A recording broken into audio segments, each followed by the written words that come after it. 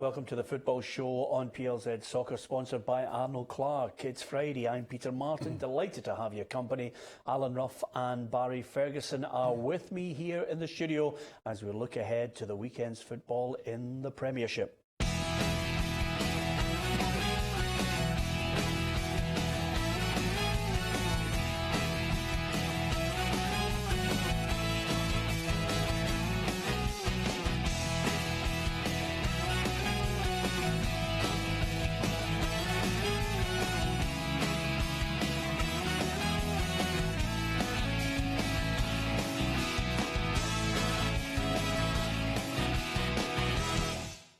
Yeah, lots to get our teeth into. Of course, it's St Mirren against Celtic tonight. It's the first game for Oran Kearney in charge of the Saints since Alan Stubbs was sacked. Of course, Celtic chasing down Hearts, who are at the top of the table unbeaten. We'll talk about all the games across Friday and Saturday. But if you have a look at these fixtures, we've got some tasty games to talk about. St Mirren Celtic, Hibs against Kilmarnock, Livingston Hamilton, Motherwell Hearts, Rangers against Dundee and St Johnstone against Aberdeen.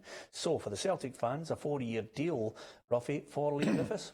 Yeah, it's a fantastic deal for him. Obviously, with Dumbelli being there, he was getting games less and less. You know, obviously, we all know he can score goals. I mean, 40 goals 1 year, you would want to have him as one of your strikers, and I think it's a great deal for him. He's sort of embedded in now with Celtic. I wouldn't think he would even think of going anywhere else, so to be offered a 4-year deal is great for him. Yeah, well, he's not guaranteed a starting place in the Scotland squad, and yesterday Brendan Rodgers says he's going to have to battle for club and for country. Lee needs to fight like hell now every day, not just for Scotland but for Celtic, and keep looking to improve. So, you know, he's 28 now. It's important that he keeps fighting and keep working, and there's no doubt, I'm sure they'll do that. Well, he's 28. Can he get better? Yeah, for me, he's a player I rate highly. For me, best finishers in Scotland. I know he said he's injury problems, and he's a wee bit off time in terms of scoring goals. But listen, you get him fit, he's a top striker. So I'm sure a lot of Celtic fans will be delighted that he's signed a new contract. Yep, so he's the goal scorer. As far as the game itself is concerned, it's Celtic against St Mirren with a new manager, Ruffy. You know, Barry mentioned to us just before we come on here, hearing good things about Oran Kearney. Yeah, I think anybody who's come into touch with him have always had good things to say about him. Remains to be seen whether he can get something out of that St Mirren side. They haven't been very impressive at all this year. I would expect Celtic to go there, you know, and give them a hard time. So it's up to the players really to see if they respond to the new manager. Yeah, here's Brendan Rodgers on the man. He'll be sitting in the opposite dugout from him tonight. You know, the St Mirren had done great with Jack in these last few seasons, from where they were to then getting promotion. That first season back into the top flight is always going to be difficult. And obviously there are lots of changes there at the club, player-wise. So it always takes that little bit of time. Of course, it hasn't worked out for Alan. Oran will come in. He'll hope that it'll give him that bounce that sometimes a new manager can bring. Okay, give us your prediction. Barry? I think Celtic will win pretty convincingly. Initially, I think the St Mirren players will get a lift for the new manager coming and putting new demands on him, but I think Celtic will win it by a few goals, 3-1 to Celtic. I think Celtic will win as well. I'm going to go for 2-0. Okay, can't disagree with you on that, because of course Barry's out in front in the predictor, and this weekend it could all change again. So we're all agreed on a win for Celtic. You can give us your view, not only on pre-match but of course post-match as well, once we find out the result tonight, and we'll reflect on it on Monday night's programme too. So from there, just one little footnote to this, a nice little touch from Craig Gordon, who actually covered Greg Spence's wages for the 3 months because of an injury sustained by the challenge from Craig Gordon. I thought that was a nice touch from him. Yeah, but I think these are the things that nobody hears about, you know, and I'm sure there'll be a lot more of that going on. No, fair dues to Craig coming out. It was a bad tackle, and if it makes the boy lose a livelihood, you know, and it's really, really good that somebody who is earning a few bob can cover that. Yeah, and the only thing I didn't like, and I didn't agree with Craig Gordon yesterday, Barry, we haven't had a chance to get your thoughts on it. He wants to know, the names of the 3 ex-referees who are on this panel. Brendan Rodgers has taken a little bit further by saying maybe it'd be an idea to get an ex-manager and an ex-player on that 3-man panel when you're reviewing disciplinary matters. I have no qualms with that. Yep. But this whole naming and shaming situation, I think it leads to a fair bit of criticism from people who don't know any better. You know, it's almost as if you're opening people up to being targeted by certain members of the public who clearly, haven't got their best interests at heart. Let's put it that way. Yeah, I don't think there's, if I'm being honest, I don't think there's any need to know who's on the panel. But I like what Brendan Rodgers says. I think that's a really good idea. Why not get an extra body on board, whether it be an ex-manager, an ex-player? But I don't think you really need to know who's on the panel. As you say, it can lead to people maybe getting a bit of abuse if they do know who's on the board. So I would leave it as it is. But what Brendan Rodgers says, I think that's a very good idea to bring an ex-player and manager on. Yep. Okay, it's Rangers against Dundee at Ibrox. Right now, when you look at Rangers at the start of the season, they haven't got the points that I think every Rangers fan would like. Certainly haven't got the points that the manager would like. For me now, it's important to prioritise the league. We understand the Aberdeen results and the last-minute goal against Motherwell, but we won't use them as excuses. Our points total at the moment is not acceptable, and we need to really front these next 4 league fixtures from now till the next block of international and try and get maximum points. Yeah, I think this is where we're about to get a true indication of the development now as Rangers start to concentrate on the league. I think in many ways just getting to the Europa League has covered up the frailties of what this Rangers team is at the moment. It's in the embryonic stages under Steven Gerrard. Yeah, but I think when he went there initially and he had a chat with the directors, his remit would have been, to make them a better side and to get them into the latter stages of a European trophy, and that's what he's done. He's not done anything wrong. He will be a bit disappointed. You don't want to be off the top of the league by that much, but they've got a home game tomorrow, and I would think that will change dramatically as the weeks go on. Yeah, Koulibaly is back. Macaulay and Ryan Jack are injured, and obviously he'd like to see Lee Wallace back. Whether he actually pulls on a Rangers jersey again, I don't know. I think he's well worthy of it. I don't think that boy's done anything wrong. Yeah, listen, I really like Lee Wallace as a player. I've spoke to a number of people what type of character he is. He's a good guy running about the dressing room. He's there to try and help players, but he's left out the Europa League squad. It looks to me if Lee Wallace might need to go and try and get game time somewhere else, which is sad because I think he's a top player, and you want good players at your club. But it must be hard for Lee Wallace after what's went on. I thought it was maybe coming to an end when he got on at the end against Motherwell. He came back for fitness, but out of the Europa League squad, it looks to me if he's going to struggle to have a future. Yeah. What about Dundee, Ruffy? I mean, this is they lost all 4 Premiership games this season. No points. Neil McCann. He's brought in players. I think he's, out of all the managers, the one under most pressure now, out of all the managers that are in a job. Yeah. I've saw a lot of their games again, and it's the same as last year. They were creating lots and lots of chances, but not taking them for whatever reason. But I think he's one possibly bad result away from somebody cracking at a higher point. I'm talking about a 5 or a 6-0 defeat. I don't think he could talk himself out of that. But I think he'll be encouraged by some of the play that they have done. They just can't concede as goals as easy as what they've been doing. Okay, give us your prediction. I'm going to go 3-0 Rangers. Rangers convincingly. Yeah. What does convincingly mean? 1, 2, 3, 4, Ruffy copied my results, and I went for 3-0. So. Can't argue with you. Think they'll win by a couple. What about Kilmarnock? Well, before we get to the game itself, Steve Clarke is great copy on the back pages of the newspapers. They're lapping it up as well because, quite simply, he says the SFA are unprofessional. Couldn't even spell his name right. It's Stephen and not Steven. Over and above that, he's not happy with the disciplinary process either. The SFA are taking a battering at the moment, and he's saying he's going to fight this one. He says, we'll go to the hearing, put forward our case, and refreshingly again, I stand by everything I said in my statement, no retraction, so I look forward to the hearing. Yeah, well, I mean, most of the hearings this year have went in the favour of the clubs. People have been getting in there and putting in a good case, and the players have been getting off for some, things. Which camp were you in though, Ruffy? Were you in that Dicker was a red card? No, a red card. I think Barry and myself said no. No, I don't think it was a red card, but it's just happened back to again. When you see it the first time, from a referee's point of view, I could see why he would give a red card, because he lunged in. And as we keep saying numerous occasions, they don't have the chance to see it 2, 3, 4, 5 times. We do.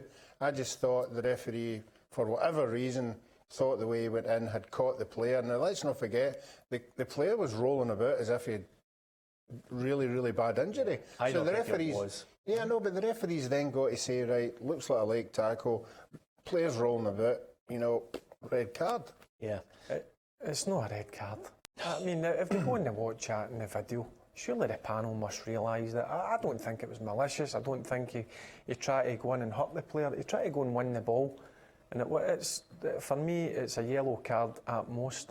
Yep, I agree with you on that. Listen, it's Kilmarnock at Easter Road against Hibernian.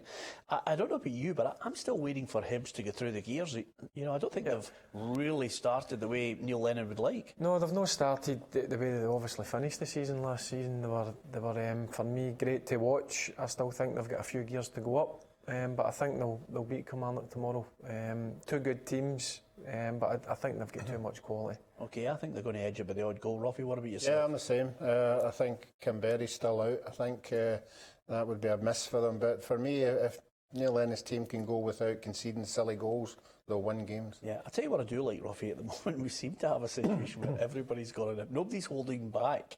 There was a period where you had, maybe Walter Smith as manager of Rangers, and you had other older, experienced managers in charge of the other clubs, and they would be more reserved. But this new breed just seemed to be throwing punches right, left and centre. I love Steve Clark. He speaks his mind. Yeah. And that's what you want for people. You don't want people hiding behind things or whatever. He's come out and just been honest. That's what he thinks. What about the refs situation, though, in the SFA on this disciplinary process? They're making mistakes, but they're getting battered from pillar to post. I don't agree with naming and shaming who the 3 refs are on the panel, but I think maybe, we've already had a situation here where the SFA referees are saying that they're looking for clarification on the red card. Now, that suggests to me a weakness that they've left themselves wide open to, we didn't know it to start with, so, it's right they're getting a kicking in some aspects, but it seems to be relentless from everybody. It's open season. Yeah, but I'm sure the SFA are led by a higher regime. They've obviously get something at the beginning of the season and saying, right, this is a red card, and they'll be showing a video of incidents are a red card. It's just interpreting them and going by the letter of the law, and I think that they're confused. And I brought it up the other day. I mean, what is brutality on a football park? Yeah. How do you define what brutality is for a red card? Yeah. I think maybe. No, I know. But it's a strange word. It's a strange word. Is it Ron Chopper Harris on George Best? Yeah. where he's just checking to see if he still has his leg attached to him. I think it's just the interpretation and the wording of what you go through with. Well, it's not only that. It's not only the challenges and how ferocious they are and how damaging they are. There's also the interpretation of whether there's a goal-scoring opportunity that's been denied, and I think that's why Aberdeen's manager Derek McInnes has said. And again, I am with him on this one. Michael Devlin was a soft red card, but quite simply, he's saying to regain trust in this SFA disciplinary process, we really need to seriously start looking at VAR to come into our game. Financially a problem or not? Yeah, financially it will be a problem, but going back to McKenna, how can they say that's a goal-scoring opportunity when he's 40 yards out, when obviously both of them are having a slight pull at each other, but McKenna's partner's coming across? He still got 40 yards to go in and goal. Yeah. So for me, again, That's a harsh red card. Yeah, Mikey Devlin wasn't happy getting the red card, Ruffy. No, I agree with Barry. I think the both of them were at it. The both of them were tugging each other, as you would imagine when the two of them are thinking they're last man. But I agree with Barry. There was somebody covering in. I don't know who it was, but I could see them. And you would think in this day and age with the technology that we have now, we sort of move things on, that you could sit down and actually get a more transparent of what was going to happen the further he went. Yeah. Okay, St Johnstone, Aberdeen, who's winning it? Aberdeen for me, 2-1. Yep, Aberdeen by the odd goal. Yep, we're all in agreement with that one. It's getting ever closer between us on this head-to-head. Listen, the other great thing about it, Ruffy, is, we've been very complimentary towards Hibs, but Barry and myself have been very complimentary towards Hearts as well. I tipped them for top 3. Are you on that camp as well? Yep, I've been really impressed with them. I'm actually going to go and watch them tomorrow over at Fir Park. I'm looking forward to see them live. I've obviously just watched them on TV, but to go over and watch them live, I'm looking forward to it. I've been really impressed with them. Yeah, and Craig Levein reckons this is the most popular he's ever been because so many people, rightly so, have showed their compassionate side and their care for the manager. He's had a heart scare. People want to see him back, want to see him well. He's mentioned that Neil Lennon was a class act dealing with the whole situation as well. People sending him really goodwill messages. He says he just wishes that he had that when he was the Scotland manager. I mean, he does have a good sense of humour, Craig Levein. Yeah, but it just shows you football. Football doesn't matter what club you're at. Well wishers are everywhere. They seem to be, a very tight organisation. If you see somebody in ill health, you just want to make them get better. Yeah, well, we're in the Hearts camp, Ruffy, so Barry and I know that we can actually maybe go to a nice restaurant around Leith, and we can also go to the west end of Edinburgh and have a nice meal out there as well. But I'm not so sure at the moment, because if you're once a Hibbie, always a Hibbie. Let's give us your prediction on this. Although, I have to say, here's a statement I never thought I'd actually mention on this show. Stephen Robinson says, we have to match Hearts physically. This could be a punch-up, by the way, because who needs to match Motherwell physically? Yeah, I think it will be very physical, but I'm going to sit in the fence in this one and go one each. There's a surprise. I think Motherwell have got better as the season went on, with a wee bit of encouragement, but as you Hearts have got the Stephen Naismith. He'll be absolutely bursting to get out onto that part with the goals he got in midweek. So a draw for you on that one. Yeah. Barry, I know you're going to go to the game. When you look at the way they're playing, 4 wins out of 4, it's great going. Long may it continue, I think, because the more teams we get in this mix, the more competitive this league becomes, and it's not going to be a certainty. Yep, fantastic start they've had. I've been really impressed with the way they play as well. I know they're saying they're a big, strong, physical team, but they can actually get the ball down and play. And you just need to look at Fir Park's pitch. We've seen it at the Motherwell Nackies game. It was in fantastic condition, so I can't wait to go and watch it. I think it'll be a good game, but I just think Hearts will be too strong. Yep, okay. And of course, the last game here, Livingston against Hamilton Accies. There's no problem with both sets of players playing on the pitch. They will absolutely love it. How do you see this going, Ruffy? I don't think there's much between the two sides. I know Livingston had a great start, but I think Hamilton will be good enough to go there and get a draw.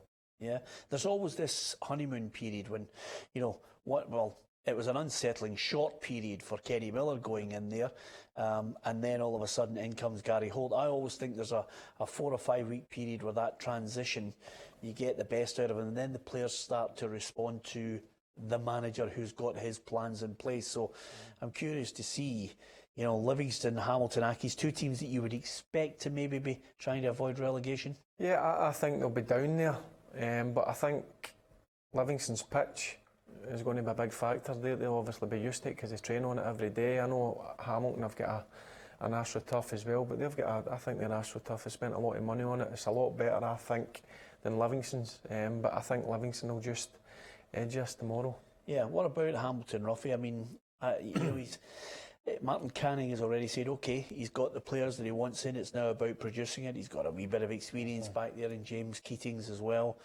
I think we now need to see the old fighting qualities, and again, Martin Canning working the magic, saying, look, there we are. Another year everybody's writing us off. Yeah, well, Hamilton's getting a wee bit like Ross County. They seem to be bringing like loads and loads of players in every season. And if you do that, that means they're going to take time to settle. But for me, the loss of Crawford and Templeton was just like the loss of the 3 Hibs midfielders. So I think it might take them a wee while to get organised. Yep, okay. Give us your prediction on this one as well, lads. I'm going to go for a draw on that one as well, 1 each.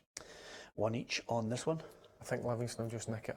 Yeah, Ruffy, where are you at the weekend? Obviously, as a director now, you get in the car or the bus with your jacket and, of course, your shirt and tie. Yes, I'm going up to Inverness tomorrow. I'll be going up there in the morning. I'll be driving up. The team are already up there just now. They're staying in Aviemore.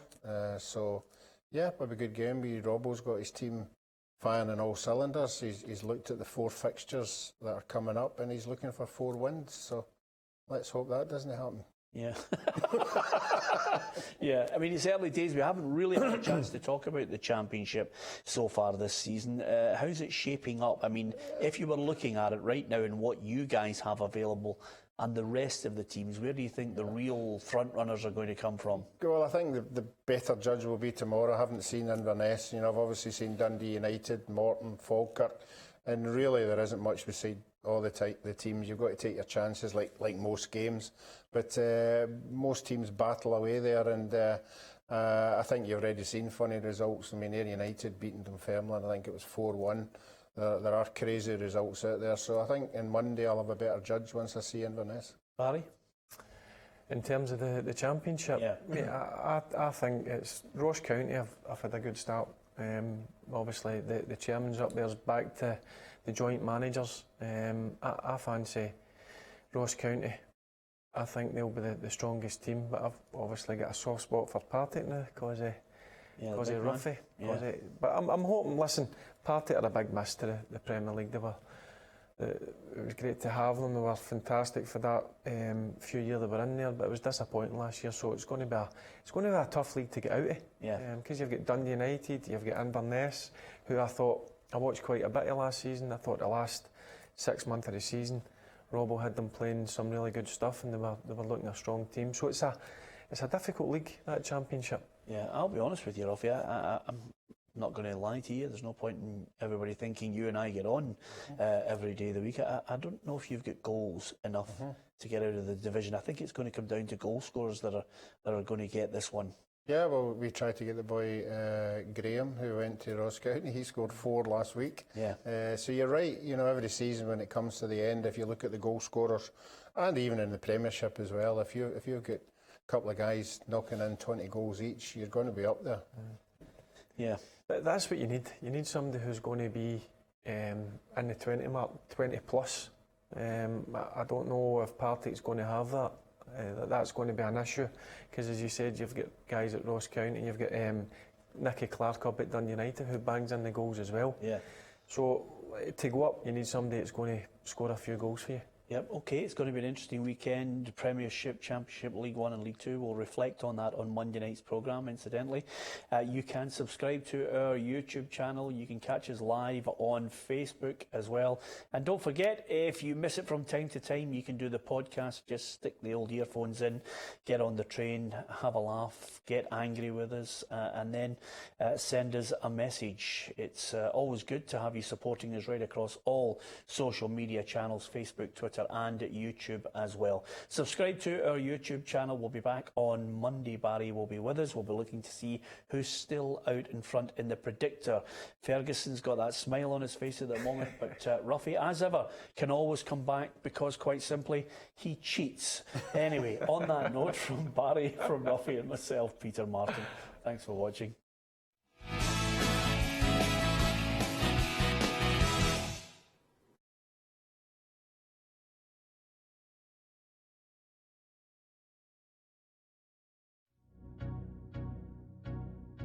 I think be open about your experiences. I think it's okay to talk about your experiences. You're not any less of a citizen if you talk about your experiences. I think about myself. I hated talking about race. I hated talking about my faith, partly because I'm just a Glasgow boy like anybody else. I don't see myself as that identikit Muslim or an identikit Asian background. I see myself as a West of Scotland boy, so I didn't like talking about race or religion because it was in some ways highlighting my own difference. But you get to a certain point where you find the confidence to speak about these things. I've now got the confidence to speak about these things because I think I'm in mainstream politics now. I don't need to worry about being pigeonholed or labelled as something that I don't want to be labelled as. So my advice to young people would be confident in yourself, be confident in your identity, be proud of your identity. If you experience something, talk about it. If something goes too far, report it and share your experience with others. Because only if you share your experience with others, you'll learn from other people's experiences and hopefully help make a change in our communities.